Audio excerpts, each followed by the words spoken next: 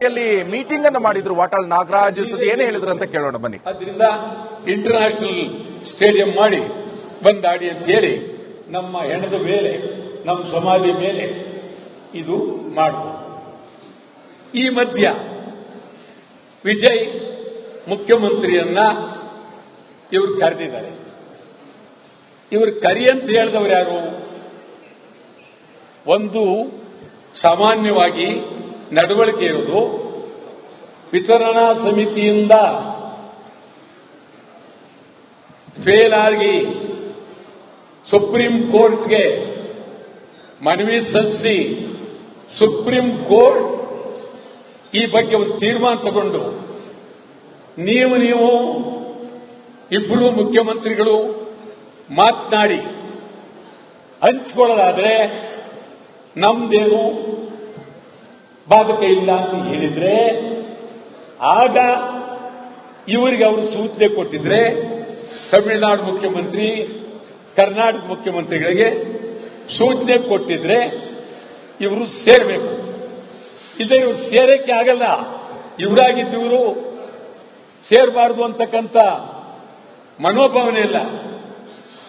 ತೀರಾ ಮಿತ್ಮೀರಿ ಆ ನ್ಯಾಯಾಲಯ ಸಮಿತಿ ಏನಾರು ಹೇಳ್ಕೊಳ್ಳಿ, ಸುಪ್ರೀಂ ಕೋರ್ಟ್ ಮುಂದೆ ಏನಾರು ಹೇಳಿ, ನಾವಿಬ್ರು ಹೀರೋಗಳಾಗೋಣ ಅಂತೇಳಿ ಒಟ್ಟಿಗೆ ತೀರ್ಮಾನ ಮಾಡಿಬಿಟ್ಟು ಅವರು ನಮಗೆ ನೀರು ಈಗ ಸದ್ಯ ನೀವೇ ತೊಂದರೆಲಿದ್ದೀರಿ, ಆದ್ರಿಂದ ನಮಗೆ ನೀರು ಬಿಡಬೇಡಿ ಅಂತ ಹೇಳಿದ್ರೆ ಸಂತೋಷ. ಅವು ಹೇಳಿದ್ರೆ ಅಂತ ನಾವು ಹೇಳೋದು, ಹೇಳ್ತಾ ಇರುತ್ತೆ ಯಾರು ಗೊತ್ತು ಇಲ್ಲ. ಈ ದೃಷ್ಟಿಯಲ್ಲಿ ಇದುವರೆಗೂ ಅಜೆಂಡಾ ಇರಲಿಲ್ಲ. ಏನು ತಮಿಳುನಾಡು ಮುಖ್ಯಮಂತ್ರಿ ನೀವು ಏನಂತ ಮಾತಾಡ್ತಾ ಇದ್ದೀರಿ? ಅಜೆಂಡಾ ಏನು ಇರಲಿಲ್ಲ. ವಿರೋಧ ಪಕ್ಷಗಳ ಸಭೆಯನ್ನು ಕರೆದಿದ್ದೀರಿ. ಇದು ಬಹಳ ಗಂಭೀರವಾಗಿ ಈ ಮಾತು ಹೇಳ್ತಾ ಇದ್ದೀನಿ. ನಾನು ಸುಮಾರು 50-90-60ರಿಂದ ಹೋರಾಟ ಮಾಡ್ತಾ ಇದ್ದೀವಿ. ಯಾವುದೇ ವಿರೋಧ ಪಕ್ಷಗಳ ಸಭೆಯನ್ನು ಕರೆದಾಗ ಸರ್ಕಾರ, ಚುನಾಯಿತ ವಿರೋಧ ಪಕ್ಷಗಳು, ಚುನಾಯಿತ ಆಗದೇ ಇರತಕ್ಕಂಥವರು, ಹೊರಗಡೆ ಇರ್ತಕ್ಕಂಥ ಕಮ್ಯುನಿಸ್ಟ್ ಪಾರ್ಟಿ ಲೆಫ್ಟ್ ರೈಟ್ ಇಬ್ರು ಅವರನ್ನ, ರೈತ ಸಂಘದವರನ್ನ, ಕನ್ನಡ ಚಳವಳಿಯವರನ್ನ ಎಲ್ಲರನ್ನೂ ಕರೆದು ಆಗ ಅದಕ್ಕೆ ವಿರೋಧ ಪಕ್ಷದ ಸಭೆ ಎತ್ತಿತ್ತು. ಇದೇನಿದ್ರು ಬಿಜೆಪಿ ಕಾಂಗ್ರೆಸ್ ಸಭೆ, ಇದು ವಿರೋಧ ಪಕ್ಷ ಅಲ್ಲ. BJP, JDS, Congress. ನೀವು ಕನ್ನಡ ಪರ ಸಂಘಟನೆಗಳು ಕರೀಲಿಲ್ಲ, ರೈತ ಸಂಘಟನೆಗಳು ಕರೀಲಿಲ್ಲ, ಸಾಹಿತಿಗಳು, ಯಾವುದು ನೀರಾವರಿ ತಜ್ಞರನ್ನು ಕರೀಲಿಲ್ಲ, ಇದಕ್ಕಾಗಿ ಹೋರಾಟ ಮಾಡಿದೋ ಕರೀಲಿಲ್ಲ. ನೀವು 3 ಜನ ಸೇರಿ ನಂದಿನಿ ಹಾಲು ಕುಡಿದ್ಬಿಟ್ಟು ಹೊರಟ್ಬಿಟ್ರೆ ಇದು ವಿರೋಧ ಪಕ್ಷ ಅದಕ್ಕೆ ಸಾಧ್ಯನಾ? ಖಂಡಿತ ಇದು ವಿರೋಧ ಪಕ್ಷ ಸಭೆ ಅಲ್ಲ. ಸರ್ಕಾರಕ್ಕೆ ಕೇಳ್ತಾ ಇದ್ದೀನಿ, ನೀವು ಹೊರಗಡೆ ಇರ್ತಕ್ಕಂಥ ಎಲ್ಲ ಕನ್ನಡ ಪರ ಸಂಘಟನೆಗಳ ಮುಖಂಡರುಗಳು, ರೈತರು, Aam Aadmi party, communist party 2 ಮತ್ತು ಸಾರಿಗೆ ಸಂಸ್ಥೆ, ಈ ತರ ಅನೇಕ ಹೋರಾಟಗಳು ಅವರೇನು ಬಂದ್ರೆ ನಿಮ್ಗೇನ್ ಮಾಡೋದು ಕೇಳ್ತಾ ಇದ್ರು, ನಿಮ್ ಸಮಸ್ಯೆ ಏನು ಅಂತೇಳಿ. ಮತ್ತು ಬಹುಮುಖ್ಯವಾಗಿ ಮಂಡ್ಯ ರೈತರು, ಉತ್ತರ ಕನ್ನಡ ಎಲ್ಲರೂ ಕರಿಬೇಕಾಗಿತ್ತು. ಇಲ್ದಿದ್ರೆ ನಿಮ್ಮ ವಿರೋಧ ಪಕ್ಷದ ಸಭೆ ಕರಿಬಾರ್ದು. ನಿಮಗೆ ನಿಜವಾಗ್ಲೂ ನೀವು ಕರೆಯದಿದ್ರೆ ತುರ್ತು ಶಾಸನ ಸಭೆ ಕರಿಬೇಕಾಗಿತ್ತು. ತುರ್ತು ಶಾಸನ ಸಭೆಯನ್ನ ನೀವು ಕರೆದು 2 ದಿನದಲ್ಲಿ ತೀವ್ರವಾಗಿ ಚರ್ಚೆ ಮಾಡಬೇಕಾಗಿತ್ತು. ಉತ್ತರ ಕರ್ನಾಟಕದಲ್ಲಿ ಮಹದಾಯಿ ಹೋರಾಟಗಾರಿದ್ದಾರೆ, ಬೆಳಗಾವಿ ಹೋರಾಟಗಾರರಿದ್ದಾರೆ, ಹೈದರಾಬಾದ್ ಕರ್ನಾಟಕದ ಹೋರಾಟಗಾರ. ಯಾರನ್ನು ನೀವು ಕರೆದೆ ಅಶೋಕ್, ಡಿ.ಕೆ. ಶಿವಕುಮಾರ್ ಮತ್ತು ಜೆಡಿಎಸ್ನವರು, ನೀವು 3 ಜನರನ್ನ ಸರಿ ಇಲ್ಲ. ಆ ಒಂದು ವಿರೋಧ ಪಕ್ಷ ಸಭೆಗೆ ಈ ನಾಡಿನ ಜನತೆ ಖಂಡಿತವಾಗಿ ನಾವು ಒಪ್ಪೋದಿಲ್ಲ. ಅದನ್ನ ನಾವು ವಿರೋಧ ಮಾಡ್ತೀವಿ. ಯಾವುದೇ ಕಾರಣಕ್ಕೂ ನಿಮ್ಮ ಈ ನಾಟಕೀಯ ವಿರೋಧ ಪಕ್ಷ ಇದೊಂಥರ ಅವಿವೇಕದ ವಿರೋಧ ಪಕ್ಷದ ನಡೆಯನ್ನ ಒಪ್ಪೋದಿಲ್ಲ. ನೀವು ಮುಖ್ಯಮಂತ್ರಿಗಳಾದವರು ಬಹಳ ಗಂಭೀರ, ಹೊರಗಿನಡು ಕರಿಬಾರ್ದು. ಅವ್ರು ಗಲಾಟೆ ಮಾಡಿಬಿಡ್ತಾರೆ, ಕೂಗಾಡ್ತಾರೆ. ಯಾಕೆ ಅವ್ರನ್ನ ಕರಿಬೇಕು? ಈ ಧೋರಣೆಯಿಂದ ನೀವು ಪಂಜರದೊಳಗೆ ವಿರೋಧ ಪಕ್ಷ ಸಭೆಯನ್ನು ಕರೀತಕ್ಕಂಥದ್ದನ್ನ ಸಮಗ್ರವಾಗಿ ಕನ್ನಡ ಒಕ್ಕೂಟ ನಾವು ತೀವ್ರವಾಗಿ ವಿರೋಧ ಮಾಡ್ತೇವೆ. ಮತ್ತು ವಿಜಯ್ ಬರೋ ದಿವಸ ಆವತ್ತು ನಮ್ಮನ್ನು ಕರೆದಿಲ್ಲ. ಇವರಿಬ್ಬರು ಎಲ್ಲಿ ಹೇಗೆ ಗೋಪ್ಯವಾಗಿ ಮಾತಾಡ್ತಾರ, ಬರೀ ಕಿವಿಯಲ್ಲಿ ಮಾತಾಡ್ತಾರ ಅಥವಾ ಏನ್ ಮಾತಾಡ ನಮ್ಗೇನು ಗೊತ್ತಿಲ್ಲ. ಅದಕ್ಕೂ ನಮ್ಮನ್ನು ಕರೆದಿಲ್ಲ. ನಾನು ಹೇಳ್ತಾ ಇದ್ದೀವಿ, ಇವತ್ತು ಇಡೀ ನಮ್ಮ ಒಕ್ಕೂಟದ ಎಲ್ಲರೂ, ಇಡೀ ಕರ್ನಾಟಕದ ಜನ ತಮಿಳುನಾಡು ಮುಖ್ಯಮಂತ್ರಿ ಕರ್ನಾಟಕ ಬರೋಕ್ಕೆ ಮುಂಚೆ ತಮಿಳುನಾಡಿನಲ್ಲಿ ನಾವು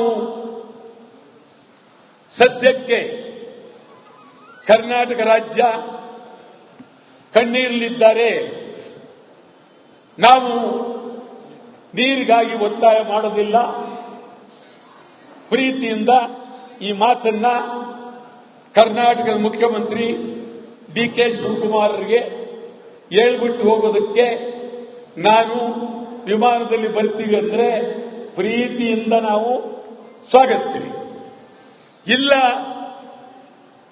ಏರ್ಪೋರ್ಟ್ ವಿಮಾನ ನಿಲ್ದಾಣ ಮುತ್ತಿಗೆ 3ನೇ ತಾರೀಖು ಯಾವ ಕಾರಣಕ್ಕೂ ವಿಜಯ್ ಅವ್ರ ಬಗ್ಗೆ ನನಗೆ ಒಳ್ಳೆ ಗೌರವ ಇದೆ, ಒಳ್ಳೆ ವ್ಯಕ್ತಿ.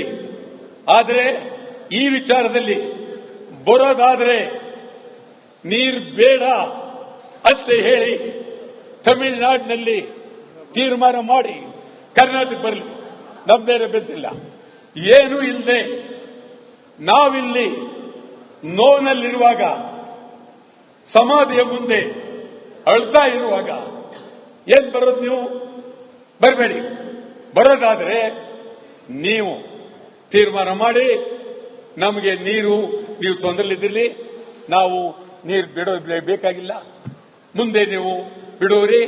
ಇದೇ ರೀತಿ ಇನ್ ಮುಂದೆ ಮಾತುಕತೆನೇ ಆಡ್ಕೊಂಡು ಹೋಗೋಣ ಅಂತ ತೀರ್ಮಾನ ಬಂದ್ರೆ ವಿಜಯ್ ನಿಜವಾಗ್ಲೂ ಇದೊಂದು ಆದರ್ಶ ಆಗುತ್ತೆ. ಅದನ್ನ ಬಿಟ್ಟು ಏನೂ ಮಾತಾಡದೆ ಬೆಂಗಳೂರಿಗೆ ಬರೋದಾದ್ರೆ ಬೇಕಾಗಿಲ್ಲ, ನಿಮ್ಮ ಬರುವಿಕೆ ಬೇಕಾಗಿಲ್ಲ. ಇಡೀ ಸಮಗ್ರ ನಾಡಿನ ಕರ್ನಾಟಕದ ಸಮಗ್ರ ಕನ್ನಡಿಗರು ಕೆಂಪೇಗೌಡ ವಿಮಾನ ನಿಲ್ದಾಣವನ್ನ ಮುತ್ತಿಗೆ ಹಾಕ್ತೀವಿ. ಇದು ಭದ್ರ ಎಚ್ಚರಿಕೆ ಕೊಡ್ತಾ ಇದ್ದೀವಿ. ಖಂಡಿತ ಅದು ಪ್ರೈವೇಟ್ ಫ್ಲೈಟ್ ಅಲ್ಲಿ ಬಂದ್ರು ಅದೇ ಜಾಗಕ್ಕೆ ಹೋಗ್ತೀವಿ ಅಂತ ಅವರು ಯಾವ ರೀತಿ ಯಾರು ಬರಲಿ, ಹೆಲಿಕಾಪ್ಟರ್ ಬಂದ್ ಬೇಕಾದ್ರೆ ಅವರು ಡಿ.ಕೆ. ಶಿವಕುಮಾರ್ ಮೇಲೆ ಇಳ್ಕೊಳ್ಳಿ, ನಮಗೆ ಅಭ್ಯಂತರ ಇಲ್ಲ. ಏರ್ಪೋರ್ಟ್ ಬಂದಾಗ ನಾವು ಏರ್ಪೋರ್ಟ್ಗೆ ಹೋಗ್ತೀವಿ, ನುಗ್ತೀವಿ. ಈ ಸರ್ಕಾರ ನಮ್ಮನ್ನ ಬಂಧಿಸಿ ಜೈಲ್ಗೆ ಹಾಕ್ತೀರಾ ಹಾಕಿ, ಅದ್ರ ಬಗ್ಗೆ ಬೇರೆ ಮಾತಿಲ್ಲ. ನಮ್ಮ ಹೋರಾಟ ನಿಮಗೆ ನಾನು ಹೇಳ್ತೀನಿ, ಬರೀ ಕಡ್ಲೆಕಾಯಿ ತಿನ್ನಕ್ಕೆ ನಾವು ಕರೆದಿಲ್ಲ. ಕಾವೇರಿ ನೀರು ನಿರ್ವಹಣಾ ಮಂಡಳಿ ತೀರ್ಪನ್ನ ತೀವ್ರವಾಗಿ ತಿರಸ್ಕರಿಸುತ್ತೇವೆ. ನಮಗೆ ನೀರಿಲ್ಲ, ತಮಿಳುನಾಡಿಗೆ ನೀರು ಬಿಡುವ ಪ್ರಶ್ನೆ ಇಲ್ಲ. ಮೇಕೆದಾಟು ಯೋಜನೆ ಆಗಲೇಬೇಕು. ಮಹದಾಯಿ ಕಳಸಾ ಬಂಡೂರಿ ಕಾರ್ಯಗತ ಆಗಬೇಕು. ಬೆಳಗಾವಿ ಉಳಿಯಲೇಬೇಕು. ಎಂಇಎಸ್ ನಿಷೇಧ ಮಾಡಬೇಕು. ಗಡಿನಾಡು ಬೆಳಗಾವಿ ಅಭಿವೃದ್ಧಿಯಾಗಬೇಕು. ಕನ್ನಡಿಗರಿಗೆ ಉದ್ಯೋಗ ಕೊಡಬೇಕು. ಕನ್ನಡ ಮಾಧ್ಯಮ ಶಾಲೆಗಳಿಗೆ ಅನುದಾನ ನೀಡಬೇಕು. ಉತ್ತರ ಕರ್ನಾಟಕ ಅಭಿವೃದ್ಧಿ ಆಗಬೇಕು. ಕಲ್ಯಾಣ ಕರ್ನಾಟಕ ಅಭಿವೃದ್ಧಿಯಾಗಬೇಕು. ಆಲಮಟ್ಟಿ ಜಲಾಶಯ ಎತ್ತರ ಆಗಬೇಕು. ಕನ್ನಡದಲ್ಲೇ ನಾಮಫಲಕ ಇರಬೇಕು. ಕರ್ನಾಟಕದಲ್ಲಿ ಪರಭಾಷಾ ದಬ್ಬಾಳಿಕೆ ನಿಲ್ಲಬೇಕು. ಕರ್ನಾಟಕದಲ್ಲಿ ಪರಭಾಷಾ ಚಿತ್ರಗಳ ಬಹಿಷ್ಕಾರ ಆಗಬೇಕು. ಹಿಂದಿ ಬೇಡವೇ ಬೇಡ. ಬಿಡದಿ ಉಪನಗರ ಬೇಡವೇ ಬೇಡ. ಬಿಡದಿ ಉಪನಗರ ಬೇಡವೇ ಬೇಡ. ಆನೇಕಲ್ ಹಾಗೂ ಬಿಡದಿ ರೈತರ ಜಮೀನ್ ಕೈ ಬಿಡಿ. ಗಡಿನಾಡು ಅಂದ್ರೆ ಕಾಸರಗೋಡು, ಹೊಸೂರು, ತಾಳ್ವಾಡಿ, ಅಕ್ಕಲಕೋಟೆ, ಸೊಲ್ಲಾಪುರ, ಮಡಗಸಿರ ಇದೆಲ್ಲ ಬೆಳಗಾವಿ ಕನ್ನಡ ಪರ, ಹೊರಗಡೆ ಹೊರನಾಡ ಕನ್ನಡ ಪರ ಕನ್ನಡ ಸಂಘಗಳು ಬೆಳೆಯೋದಕ್ಕೆ ವರ್ಷಕ್ಕೆ 500 ಕೋಟಿ ರೂಪಾಯಿ ಅನುದಾನ ಇಡಬೇಕು. ಬ್ಯಾಂಕುಗಳಲ್ಲಿ ಕನ್ನಡಿಗರಿಗೆ ಉದ್ಯೋಗ ಕೊಡಬೇಕು.